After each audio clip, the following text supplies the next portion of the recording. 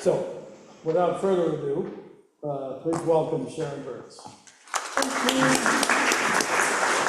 And thank you, Ed, for inviting me out here today. Oh, that's loud. Ooh. Thank you for inviting me out here today. And my dad's in the audience, so, you know, long time Lovettsville people we are. You guys know the Virts has been around for a bit. First, I want to thank you guys for having me and coming out. I know it's rainy, but I'm glad you guys were able to get out here and listen to a little bit of history. First off, I want to start with, I am not an historian. I'm not, okay? I am self-taught, I read a lot, and most of what I talk about are things and research that I learned from writing my books. All three of the books that are out now are based on true stories. All of them have ties to Loudoun County. And what we're going to talk about today is a lot of the history that I uncovered in the research of my first book, Mask of Honor, and also its sequel. I just signed a 5-book deal with my publisher for a series. It's called the Fields of Honor series. We'll focus on the McCarty Mason family and all the duels. It's classic, you know, what you like in a good story. Dysfunctional rich people, lots of murder and unsavory characters doing things they probably shouldn't be doing and trying to get away with it. So all based on true stories, which is a lot of fun. My second book, my fourth book, which was the second in this, will be the second in this series of Mask of Honor, is coming out next May. It's called Bargains of Fate, and it's focused on Loudoun County in that 1822 to 1826-27 time frame. So, and Mask of Honor was written focusing on 1814 time frame up through 1819. So a lot of what we're going to talk about today is based on the research I did in researching those books. And, you know, I'll tell you, a lot of what I find out, I don't get from history books, I don't get off the internet, I get it from reading old newspapers on microfilm. I'm a nut. And I find things that you just can't find anyplace else. And then I get curious, and curiosity will kill the cat, and sometimes I go down these rabbit holes I can't get out of, and I've got to remember, I've got a deadline. And so, you know, sometimes, you know, it takes, you do all this research, but you only have this much, maybe one line in a novel about it, because your editor will cut it and say it's not historically relevant, and it's slowing down the pacing and nobody cares. But it's kind of cool to be able to put some of those facts in together for a presentation for y'all today. And when Ed asked me, what do you want to talk about? I was thinking, okay, what could I'm not a Civil War history buff, so I'll fall on that task. And, you know, I could talk about what happened right after the war and some of the cool things I've been researching, but I've got a lot of emphasis and material on this period from about 1850, until about 1828. And the next phase of my writing goes into the 1830s. So if you ask me much in the 1830s, I'll get you to 1831, and that's about it. And again, most of the information I'm presenting today is really from things I found in the Genius of Liberty, the Loudoun Spectator, Leesburg Spectator, and the Loudoun Washingtonian. So if you're interested in those publications, you can find them, some of them online, some of them at the University of Virginia, some of them at the Historical Society of Virginia in Richmond at the Richmond Library, and of course Thomas Balch Library has some of the information, but it's really not all of it. So with that, I'd like to get started. My topic today is tariffs, a stolen election, and elitism. And no, it's not about what's going on in 2020 or 2025. It's really about what was happening in 1820, 1825. And the parallels between then and now are uncanny, in my opinion. And so I'm going to walk you through some of that, and then you guys, we can discuss it at the end, and you can make some observations and comments. And I try to keep politics in terms of any opinions I might have. If y'all know me, you probably know what they are, but I'll keep them to myself because I really think it's really up to all y'all, it's a plural of y'all, by the way, all y'all, the publisher doesn't like that word, to sort of make your own conclusions. And, you know, in my opinion, if we had all these things going on 200 years ago and survived it plus a civil war, we'll survive just fine on what's happening now. So with that, all right, so in Loudoun County in the 1820s, can you all read that okay? If not, I'll read it to you. Everybody's shaking their heads? Okay, great. Basically, Virginia entered a period of population shift, of a lot of expansion of our infrastructure and our industry, which we'll talk about, and a hardening of our attitudes on slavery. Now, everything west of the Catoctin Ridge was pretty much against the policies of slavery, and everything to the east of the Catoctin and south towards Middleburg was all for it. Very little difference in those populations, as you'll see as we go.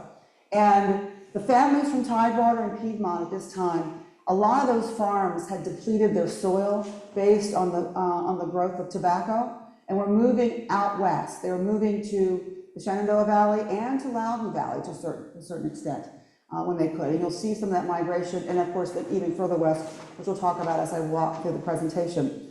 And we are also beginning to see the beginnings of what you might call the industrial revolution, but here it really wasn't called that.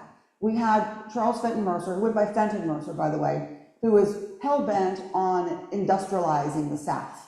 And what that meant was mills and things like that. So not your classic kind of industry that you think of in the North.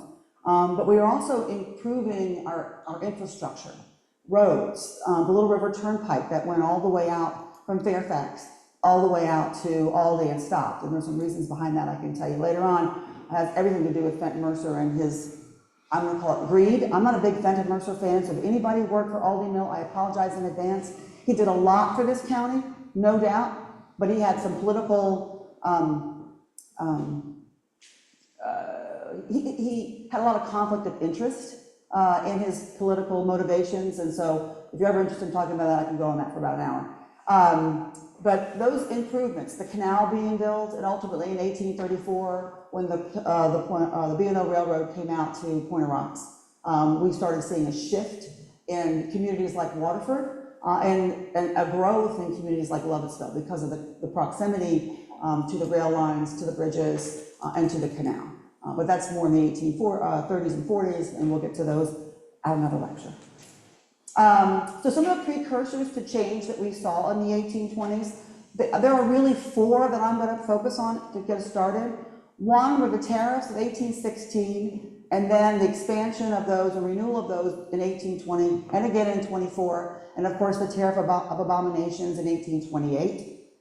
There was also the climate disaster of 1816. Something you won't find unless you're really looking for it and you're really reading a lot of old newspapers. The contested congressional election of 1817 and the panic, the first financial crash of 1819, the first in American history. And by the way, this cartoon I took from the newspaper, it is Johnny Bull. Johnny Bull was another name for the British, and he is, and the people of Alexandria are bowing down to him as he's stealing us blind. So I thought it was a kind of an interesting take in terms of the thoughts people had towards the British in some cases. All right, so the tariffs of 1860 and 1820, really the ones in 1820 were simply an expansion or continuation of the tariff of 1816 that actually went into effect on 1817. 1824, those tariffs were expanded even further to bigger numbers, which we'll talk about. But we'll just focus on these right now before the 1820s really got started.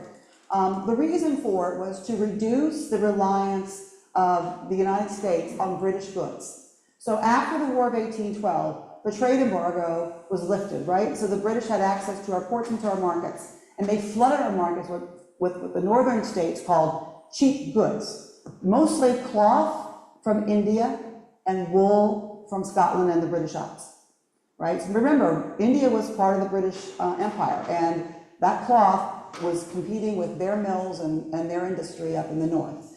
And obviously, or most likely, the cloth made here was more expensive than what was coming from India. And the folks in the north didn't like it.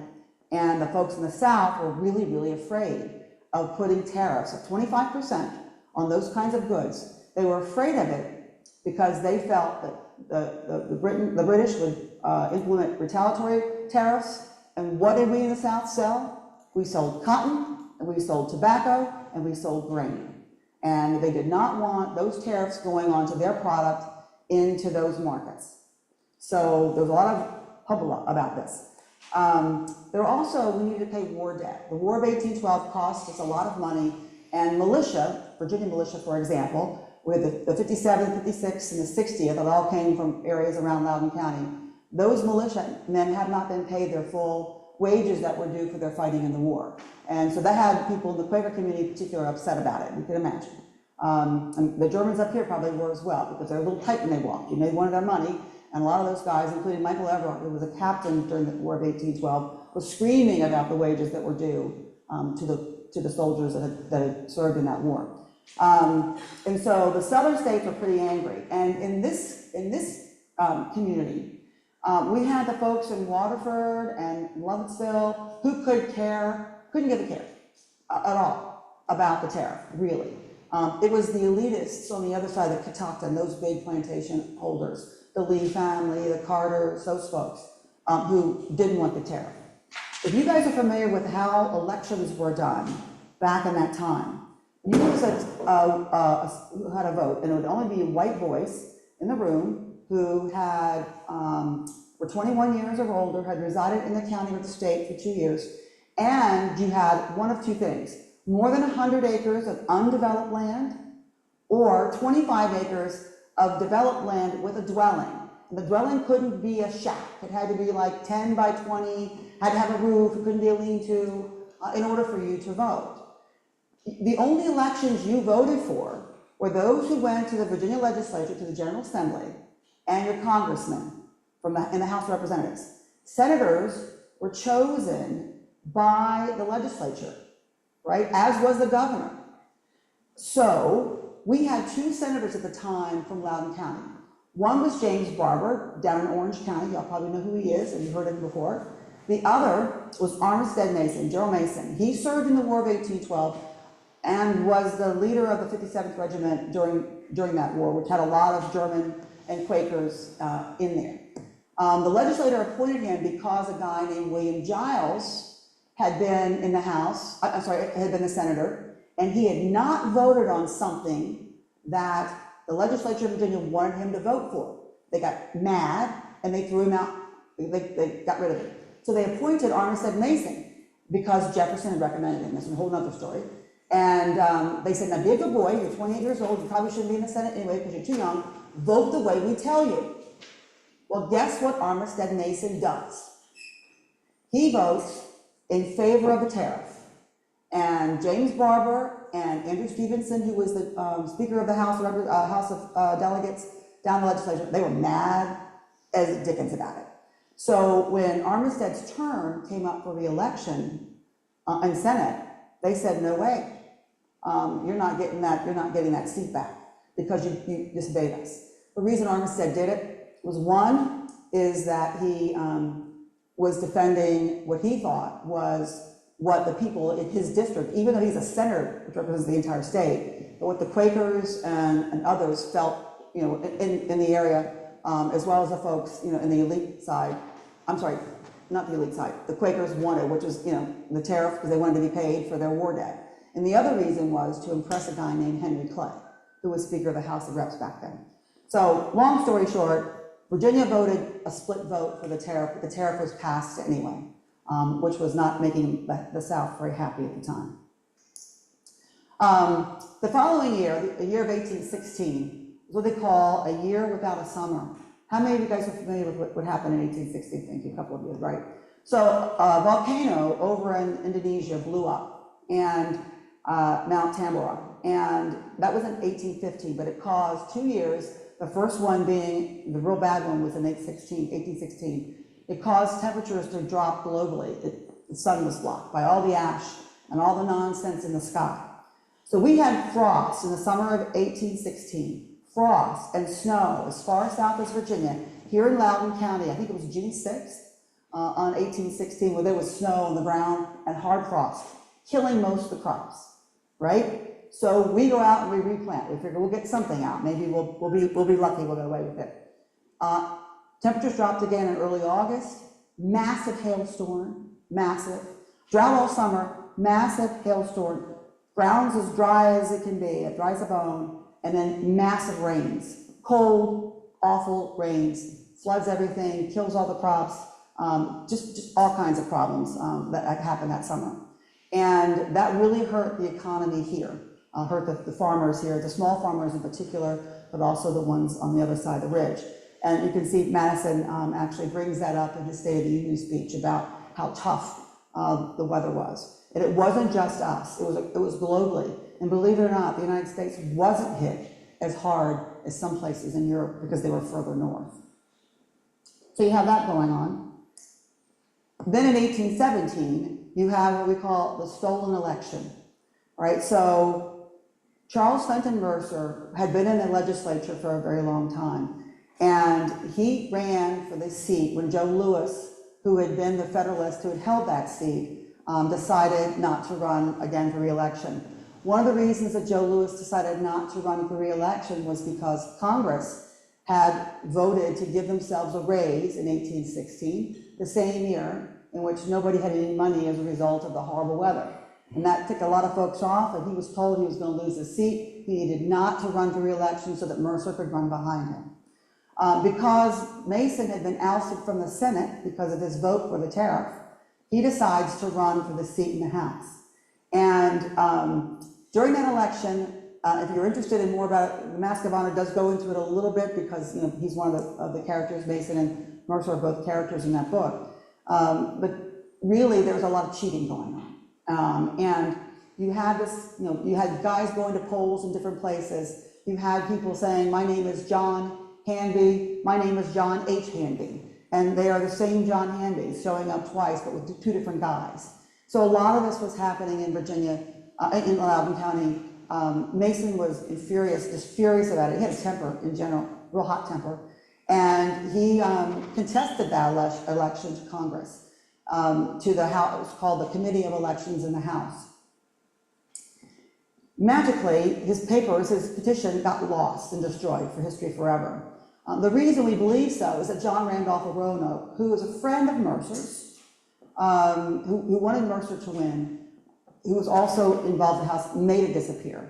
Also, Mercer was basically jonesing for the Senate seat. And of course, he in turn was elected by the legislature later. So there was a lot of politicking going on. Sam Caldwell started a paper called The Genius of Liberty, and it was published from about this time, a little before, all the way through 1834. And he published that paper in direct opposition to Mercer and what was then the Federalist Party, which was, of course, dying. So a lot of politicking going on. But what happened is that Armistead had made a promise. If he was elected, he made a promise to the Quakers and to the Germans up here. They called them the Dunkards. Anybody know why the Germans were called the Dunkards? Full submission baptism. When I first read it in the newspaper, I thought it was a typo. I thought it was the drunkards. And I couldn't, right? But it wasn't the drunkards, it's the Dunkards. But that promise he made was he was going to make an amendment to the militia bill that you could get a religious exemption for serving in battlefield, on the battlefield itself, and that you could pay for a substitution. Instead of a substitution, you could pay money up to $700 in some cases. It's a lot of money back then, in order not to serve and have yourself exempted from serving in war. And of course, a lot of folks on the other side of the ridge had a real problem with that. So the Panic of 1819 was really the first economic depression in America. It ran till about 1822. Some folks will say it's 1824. Here in Loudoun, I think we didn't see much of it after 1822. A lot of it had to do with government debt, as we talked about war debt, the Louisiana Purchase, and lax land lending. So the government was basically letting you buy land based on your good word. The banks were just giving you notes to buy land in the Louisiana Territory without any way to back it up. So, shaky lending. The end of the Napoleon Wars and a decrease in product demand in France. France had been a big partner of ours during the War of 1812. And then when that war ended in 1815, a lot of the market for our products dried up. Bank failures resulted. Income, as a result of the tariffs, we had an increase in merchandise coming from Britain, but we also had a decrease in what people were willing to pay overseas for our products, for our grain, about 30% in some cases. So you've got farmers who have less income coming in and more out. And it was something that this administration, the Monroe administration, as well as the Congress, had never dealt with before. Just as an aside, Virginia, some of the towns lost up to 40% of their stores, of their merchants. Richmond in particular lost a ton of businesses during this time because of this. The Loudoun Company, which is a bank in Waterford, lost its charter, so therefore its notes were worthless. So there's a lot of issues going on with banking in that particular time, and a lot of the faith that the population here in the county had in the federal government and in banks waned, which causes for a lot of unsteady things to happen. What this did, the panic and other factors gave rise to what I'm going to call further sectionalism. Nationwide, it was North versus South, the northern states versus the southern states. We saw that at the War of 1812, and we saw it here. In Virginia, it was that Tidewater, Piedmont area against the Shenandoah Valley and Western Loudoun and West Virginia, you know, folks on the other side of the ridge here.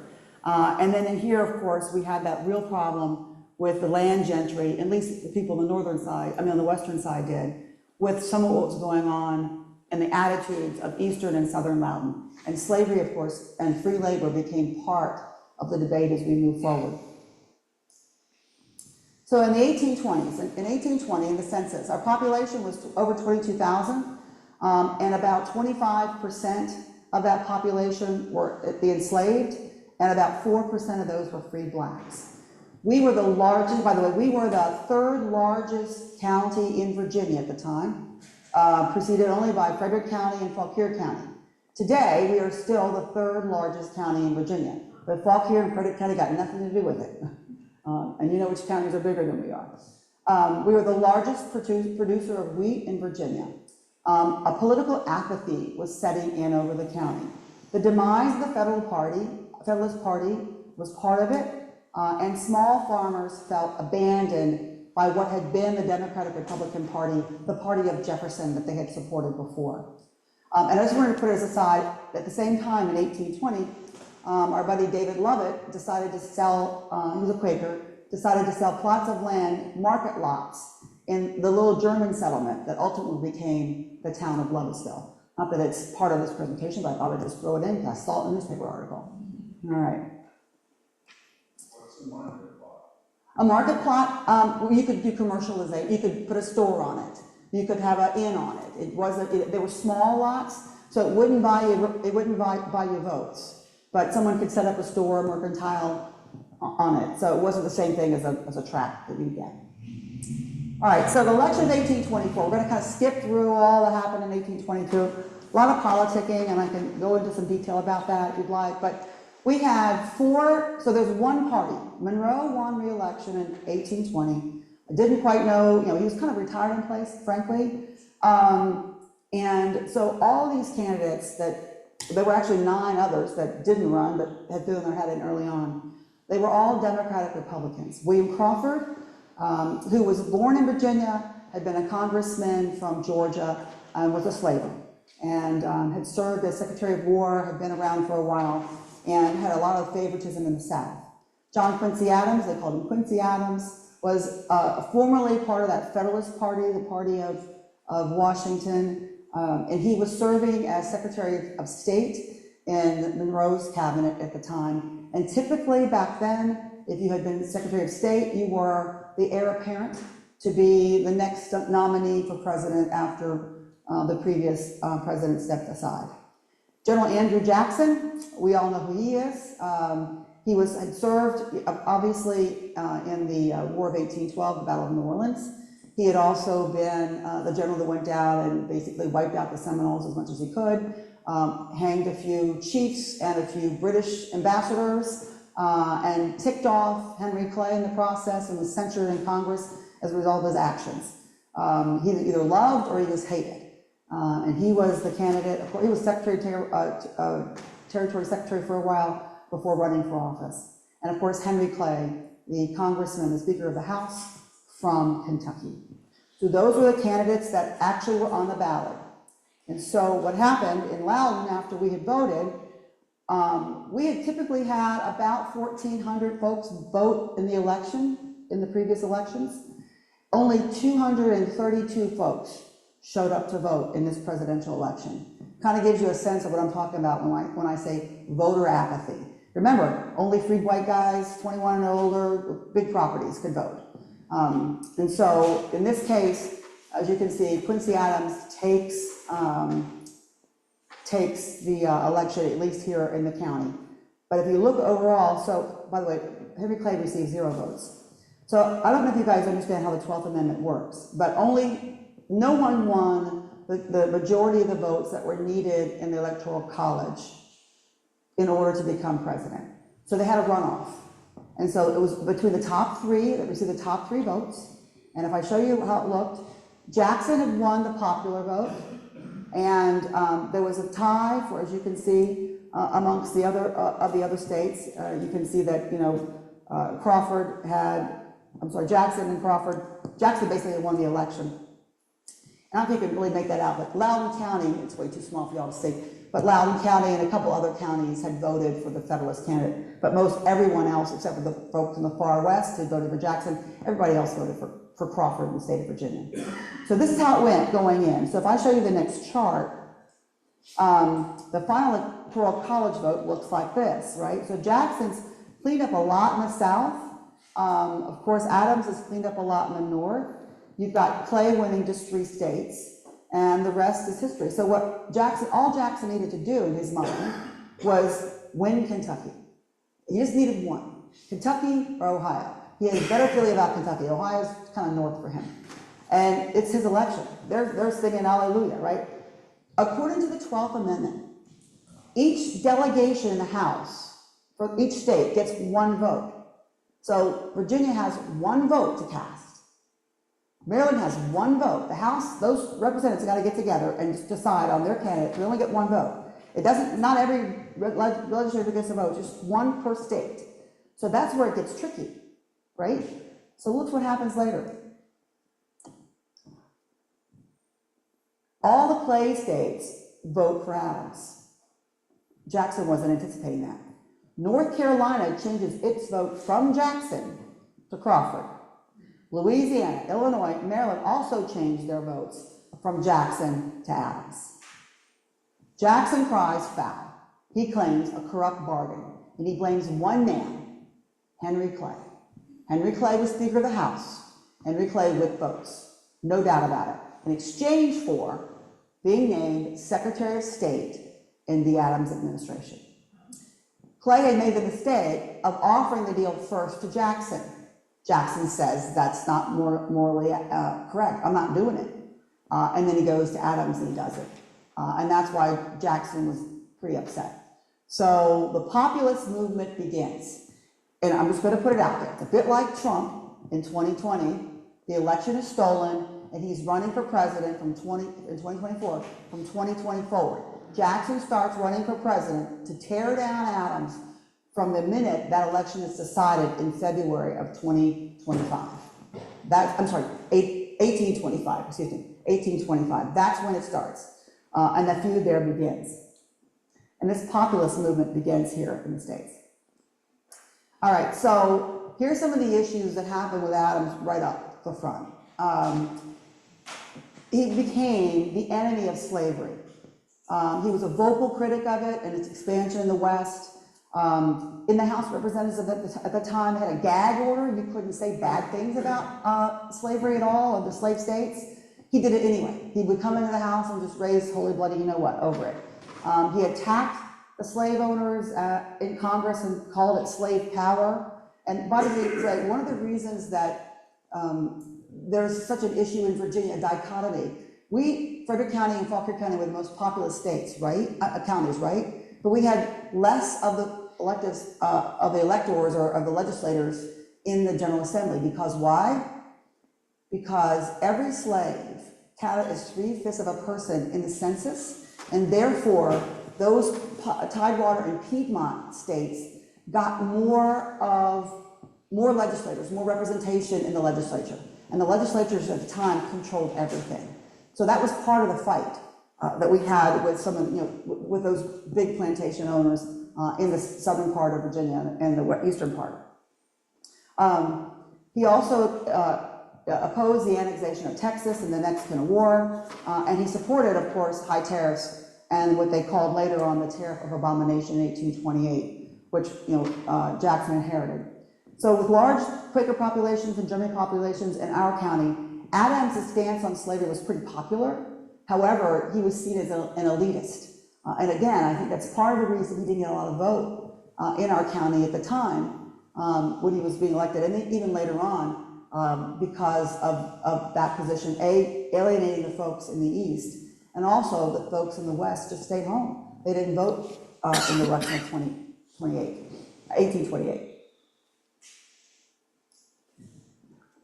Let's get to 1826. I would never have found this had I not been reading a lot of newspapers. I'm going to call it the Great Sickness of 1826. The Great Sickness in our district, this came from one of the Loudoun papers. This epidemic or cold plague takes off a great number of persons from 8 to 20 hours after its attack. I read somewhere, here it is, in October, reported that 21 people had died in 1 week and 11 of them were confirmed from the sickness. A lot of death. It started, we first saw it in the newspapers, I did, in New York City in February of that year, and they were losing anywhere between 120 and 130 people a week in New York City, which is a lot of folks. It moved south, arriving here, we saw it in, like I said, in about August timeframe, and then South Carolina had records of it in their newspaper articles in the September-October timeframe.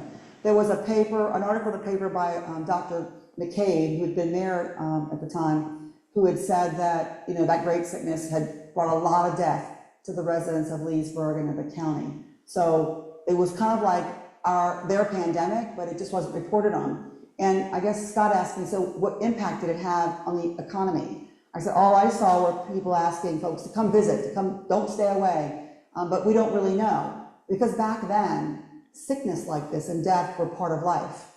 People didn't get overly exercised about it. Yes, it was upsetting, but they didn't expect the government to do anything about it. It's just a different time period. So you don't have quite the pandemonium then that you would have now at something like this. But I found it and I thought I'd bring it up. So if you look back at your genealogy records and you've got folks dying in August through whatever, December of 1826, and it's influenza, it's probably from this. I don't know what caused it. If it started in New York City, it most likely came off of a ship, be my guess. All right, but so despite the political winds and sickness and tariff fears, our economy here in Loudoun continued to grow, expand. And a lot of it around wheat production, of course, and mills and granaries that we were building to process that grain. So what they call the turning point in American history is this election of 1828. The two rivals, of course, Andrew Jackson and Quincy Adams, and it was really the start of the Jacksonian democracy, or the Jacksonian Democrats, or the Democratic Party that we see today, as well as the Republican Party that we kind of see today, that kind of went quiet for a while, but then made a resurgence after in Lincoln's times. So in terms of the rise of Jacksonian democracy, you'll see that Jackson won in a landslide. The yellowish colored states are the ones that Adams took, and then you'll see the ones that Jackson took. And if you look at New York real quick, they had 20 total electors, I guess. No, I'm sorry, 36 it looks like. 20 of them went to Jackson and 16 went to Adams. But in terms of the rise of this democracy, this sort of Jackson populist movement, it forced the expanded, more folks had voted in this election than ever, because people were being granted the right of suffrage that had never been granted the right of suffrage before, except for here in Loudoun and in Virginia. The emphasis was on the common man and the common man's plight. They saw Jackson as one of them. Sort of the beginning of the two-party system again, and the beginning of what I'm going to call modern political campaigns. The voice of public opinion mattered. What newspapers said mattered. Mudslinging and personal assaults were happening all the time. Sound familiar? That's what started in this particular election and continued on for the last 200 years. Jackson also strengthened the presidency. He did things that no president had done before. For example, South Carolina in 1828 decided it was going to secede from the Union, not because of slavery, but because of the Tariff of Abominations, not putting up with it. And Jackson said, I'm not putting up with it. And he sent troops down to South Carolina and said, get in line, and stopped it. So it never had that happen before in American history, so he was tough. And he was accused of being a dictator. And a lot of folks either hated him or you loved him. There was hardly anybody that was, wishy-washy on their opinions of Andrew Jackson. Our results here in Loudoun, surprise, surprise, Adams carried the day, but Jackson won Virginia by 38 points. In Loudoun County, only 3/4 of the population, the eligible population voted. They had not changed the voting law, so it still was the same. 25 acres of dwelling land or 100 acres of undeveloped land, who could vote. So a lot of folks stayed home. Now the papers tended to say they stayed home. They were going to support Adams, but they stayed home because the weather had been bad. We could vote for 3 days in Loudoun at that time. And 2 of those days, torrential rainstorms. And so then you know what happens with those muddy roads, back roads? They're impassable with some of the carts and stuff. So a lot of folks didn't show up to vote. But Jackson probably wasn't going to win here anyway because of his stance on slavery. And Adams was popular with the elites in the East and South. He was also relatively popular with the folks that were against slavery because he was so against it. So Loudoun sort of aligns, after that election, our political interest among 4 parties. The former Federalists, so all those folks living east of the Catoctin, many of them aligned into the anti-Jackson party, which is what it was called for a long time, before they folded into the Whig party. The former Jefferson Democrat Republicans aligned behind Jackson and became the Democrat Party. So people like that were followers of Mason, William Temple Mason at Temple Hall, the Mason family, those folks, Jefferson, people who loved Thomas Jefferson, people who were aligned with Monroe, tended to became part behind Jackson, and they became what's now the Democrat Party. The Quakers and Germans tended to align with the National Republicans and abolition interests, but I don't know how active they were in politics at this particular point in time. I didn't see a lot of them in the papers screaming and hollering, but you had the anti-Masonic party that formed in opposition to Freemasonry, which was led by William Wirt Street in Leesburg, that guy. And he really became the leader of that party in the 1830s, early 1830s. So we're kind of split out here. And in 1829, Virginia finally has a constitutional convention to change voting laws. Yay, right? So I told you what originally we were dealing with. So after the Constitutional Convention, we didn't get all that we wanted. Charles Swinton Mercer, got to give him credit, went and fought hard in order to get the rights expanded to a lot of folks. What came out was free white males, 20 years of age, 21 years of age or older, who lived in Virginia for at least 2 years, who had all the other things, who either had over 100 acres of undeveloped land, or 25 acres with a dwelling, or property value of $25. All right, property value. That includes people. People were property. So if you had enslaved people, you could get away with that as well. But if you had property value of more than $25, or if you were a leaseholder and you paid taxes. So that really, really, truly opened up who could vote. The merchants who didn't have great land holdings could now vote in upcoming elections. It changed a lot here. The other big change was they decided in Virginia that you guys could vote for governor directly. No longer was the legislature going to choose the governor, but we would have him on the ballot to be elected by the population. So that's a big change in Virginia. Virginia was the last state to remove property as a condition of voting. And that happened, guess when? 1851. So property, ownership of property or property value was a condition to vote in Virginia until 1851, last state to convert. Sounds like Virginia in a lot of ways. All right, so Loudoun in 1830, the population had fallen by 3.3%. A lot of that had to do with opening up of the lands west, in Texas, of course Louisiana Purchase, but out in Wisconsin, folks were beginning to move out in the Michigan Territory, beginning to move west. We had the highest percentage of slaves that we've ever had. 30% of our population were enslaved at that time. Waterford was the largest town in the county. That changed with the opening of the Pointer Rocks Station, or the Pointer Rocks Rail Line in 1834. The great road that ran through Waterford and its mills was replaced by things like the Little River Turnpike and the rail line that came out, as well as the canal. So Waterford's population began to fall after 1830, but it was the largest town at the time. And Virginia overall falls in terms of population to 7th in the state. And that's, we're losing people, and we're losing, the attention of Richmond and other places. A lot of the infrastructure things that were going in, though, too, were important. Even though we were losing population, we weren't losing income.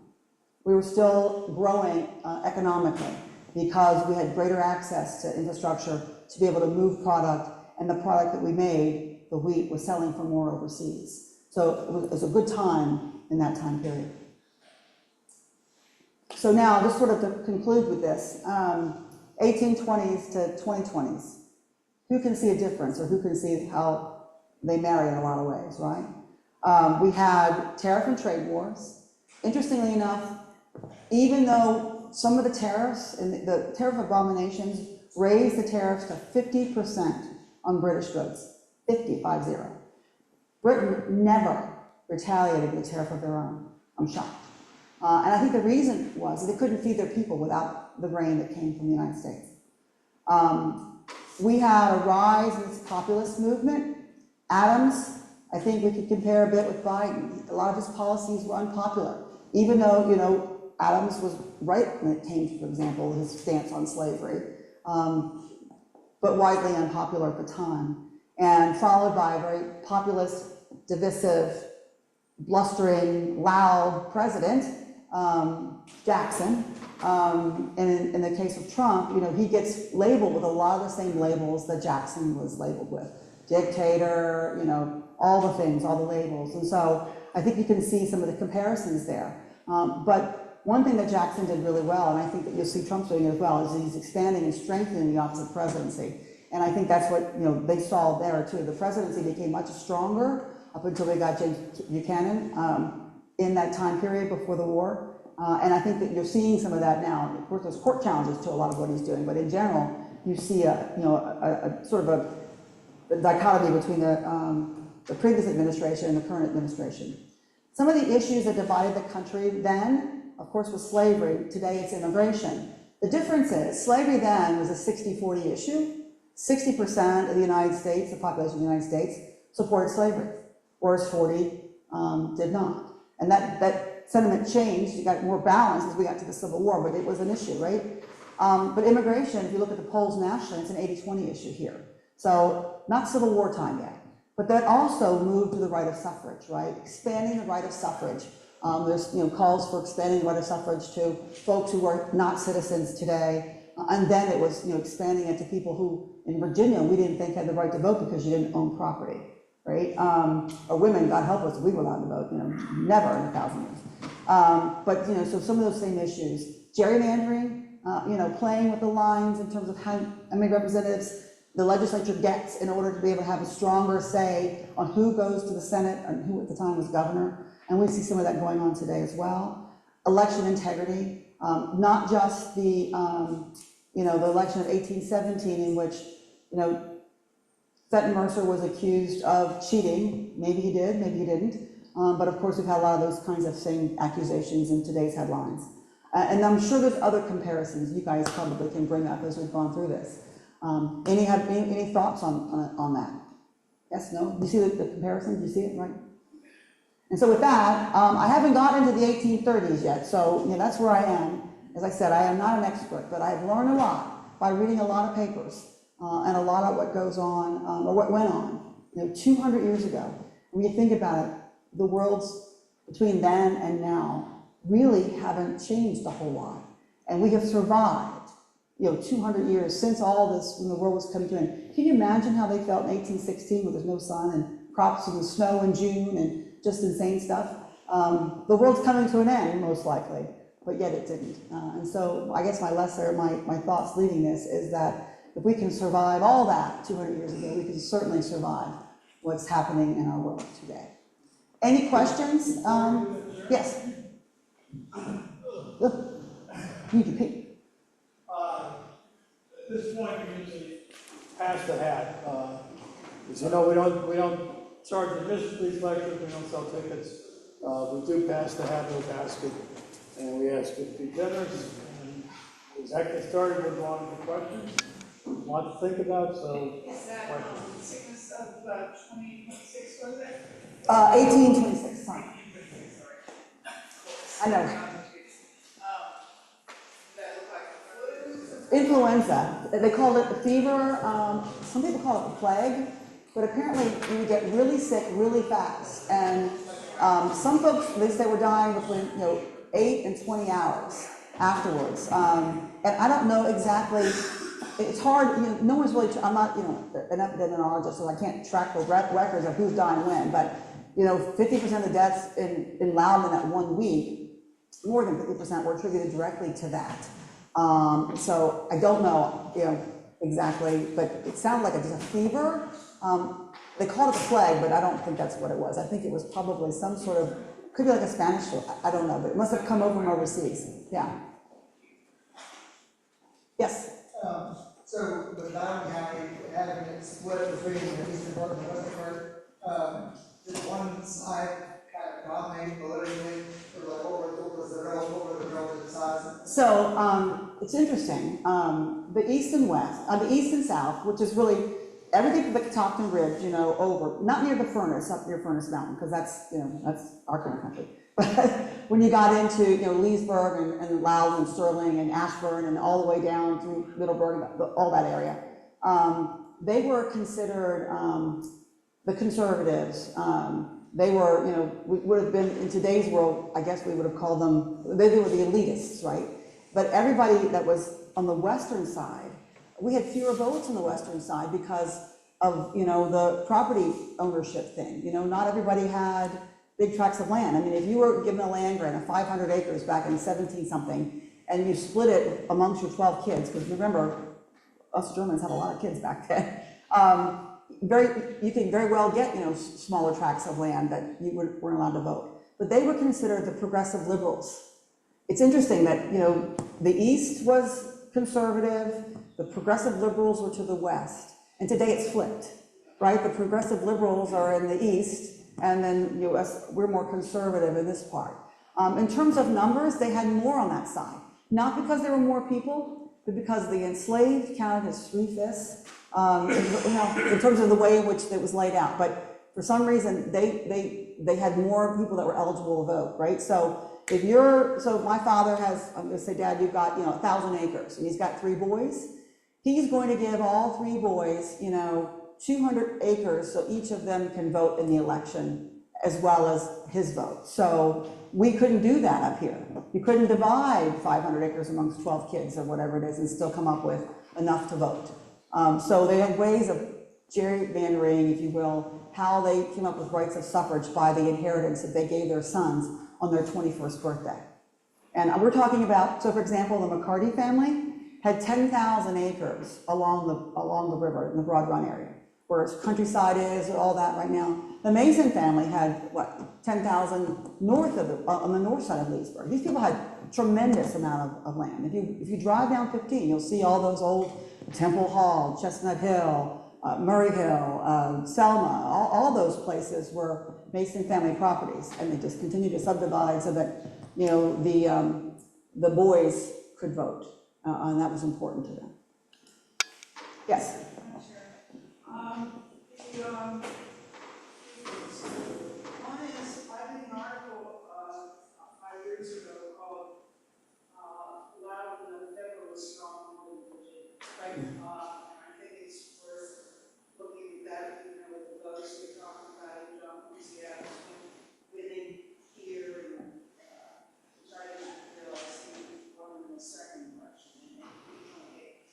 He lost. That, you know, largely because they wanted to have access to credit, banking, they wanted to have infrastructure to get their goods to market and so forth and so on. And then two other things that I think, I mean, there's a lot I said that, two other things that fit into the turmoil in that decade. The Missouri Compromise, which really exacerbated the split. I mean, those were the first threats after the Hartford Convention in the North of a split from North and South. And the other, which is worth keeping in mind, is who formed the Democratic Party. It wasn't just Jackson in the South and the poor populace. It was also Martha Van Buren and wealthy New Yorkers. And they were united along the idea of states' rights maintained, you know, holding up on slavery, holding up on the government, supporting infrastructure, et cetera, et cetera. So it's worth keeping those things in mind. Yeah, I think back then, of government spending overall, I think the federal government contributed, what, 2.73%-ish of the overall spending. It mostly came from the states and localities for government funds. It wasn't a lot from the federal government. It was the second bank in the United States under Johnson Seattle, because that's when the second bank began to participate with local states to help fund. It wasn't all federal. Anyway, you know, I spoke about this that 1824 election in the context of the last lecture, and that's posted on the website. But this really adds a lot. Yeah, Lafayette was here, I guess you probably been, all know, 1825, he arrived at Oak Hill on August 6th, and then came to downtown Leesburg on August 9th.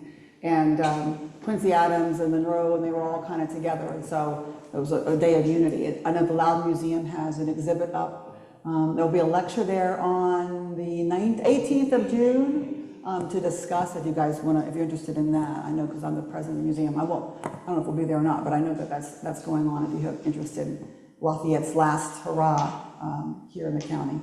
So, but yeah, he was, you know, also Lafayette, no interest in slavery, you know, really against it. So it's interesting to see how, you know, he got along with, when he went out to the Monroe's Oak Hill, exactly how that went down. Of course, there's no knowledge or there's no record of that, so it'll be interesting. Yes? It's kind of interesting you mentioned with the fireworker families moving out this way, and how they went, they kind of like wrapped around now because they went out to Clark County, you know, Jefferson County, West Virginia and stuff, but they kind of skipped it. It didn't really happen here, and I assume that that's because this area was kind of already taken, I guess. So, or how exactly did that happen? Like, I always wondered how they came to go to Clark and Jefferson County. A lot of it has to do with, yeah, a lot of the land grants were given here, you know, of course, to the Germans, and I think some of the Scots-Irish down in Hillsborough area as well. But, you know, they left because of the depletion of the soil and tidewater, and the ground, of course, in the valley being much more fertile than in the Piedmont, at least at the time, because of that.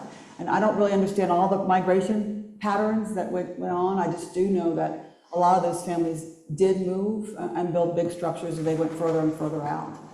It seems like we're kind of similar to like deeper western, you know, West Virginia, but we're kind of surrounded with kind of like an island, but more akin to the other part that kind of wrap around us.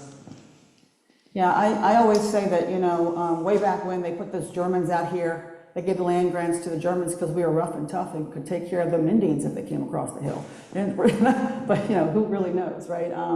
I think the first was 1720 maybe was when the first German settled here in the 30s, 1730s. It's been a while, it's been a bit, but yeah. Sort of made claim to this, but of course, you know, the Germans couldn't come directly into Virginia because the ports were restricted to only folks of British descent. You had to go into the Free State of Pennsylvania in order to be able to get into the United States if you were German. And then, of course, they came down later in, I guess, wagon trains probably, or some sort of wagons. Any, great farmers, right? I should say German dirt farmers. Any other questions? Yes, ma'am. I just have a question that's actually related to your novels. Or can you imagine writing the type of novels that you write now using contemporary sources? I just think newspapers are so, yes. No, no. Well, you do know, so I do read, when I read The Genius of Liberty, I do realize that it's really biased towards the Democrat-Republican Party early on, and then the Democrats, Jacksonians late. Well, it does change. It becomes more of a Whig party later, paper later. Sam Caldwell sort of shifts, he goes where the money is, I guess. But when I was reading the stories from 1817, 1819 timeframe, for example, you know that paper in particular is going to be, pretty Democrat-Republican leaning, as opposed to the Leesburg Washingtonian, which was leaning really towards the Federalist argument of things, and of course the Alexandria Gazette, Patrick Snowden, Patrick Snowden, very far, and McIntyre, very far on the right-hand side. So you do read them with a lens because you kind of know what's coming, but they do tend to report the facts as the facts, so you don't have that problem. And just so you guys know, all my stories are indeed based on true stories. Mask of Honor is based on the McCarty-Mason duel, but it really is more of a what they call historical drama of what my publisher calls the American Regency period. And a lot of politics in that, but also a bit of a love story, as well as a duel, which is kind of fun. Veil of Doubt was set in 1872.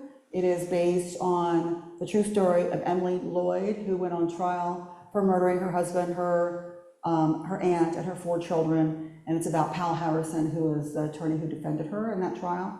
And that was the book that you referred to that had made the finalist list. And The Graves of Truth is about, it came out last year, and it's the one that won the book award. It's a bestseller as well, and it's about a woman who, of the Wharton family, and she's also was a Shippen, and she's related to the Lee family here. She believes her sister-in-law is killing off members of her family, but no one will investigate because the woman that she is accusing is being protected by the governor of Maryland at the time, who happens to be Thomas Swan of Morven Park. Thomas Swan was the president of the B&O Railroad. And the metals that the Wharton family mined made the cars, the rails, and the engines of those trains that the B&O Railroad was putting on those tracks. So that's one reason she was being protected. The other one is because my protagonist of that story, Jane Grey Wharton, had spent some time in an insane asylum for something called debility, which means she's crazy, right? But probably a code word for depression back then. So it's a pretty interesting story, and as I say, it's a very unreliable protagonist because you're not quite sure what she sees and what she believes and what she hears. So they're all, if you'd like a copy, all I need for you to do is you can come grab one, I'll sign it for you. They're $20 each, and we'll call you and collect money from you later because I don't know how to do the whole Square thing. I'm technology challenged. So just leave your phone number and or email, and my assistant, and what you wanted, and take it with you, and my assistant will, or actually my stepdaughter will call you tomorrow or Tuesday and ask you for payment if you're interested. So Mask of Honor is being republished in January, a shorter version, and the sequel called Bargains of Fate is coming out in May of 2026. And it's from 1822, 1826. And it has everything to do with the McCarty family and the murder of a guy named James French Beatty in Aldie at Aldie Mill on Christmas of 1825. So, yes, Bruce. Who are your favorite writers? Mine? Oh, I'm a big fan of Steinway, but no one can read him anymore. Steinbeck, I mean. I like today, I have a number of people, but I like the classics. I like Shakespeare. I love reading Edgar Allan Poe. I have a bunch of his stuff. Steinbeck's a favorite. But in terms of modern day, I like Amy Harmon's work a lot. I like Diane Chamberlain's work a lot, but those are like new people, historical fiction folks. Any other questions? Did I bore you to tears? No. Good job.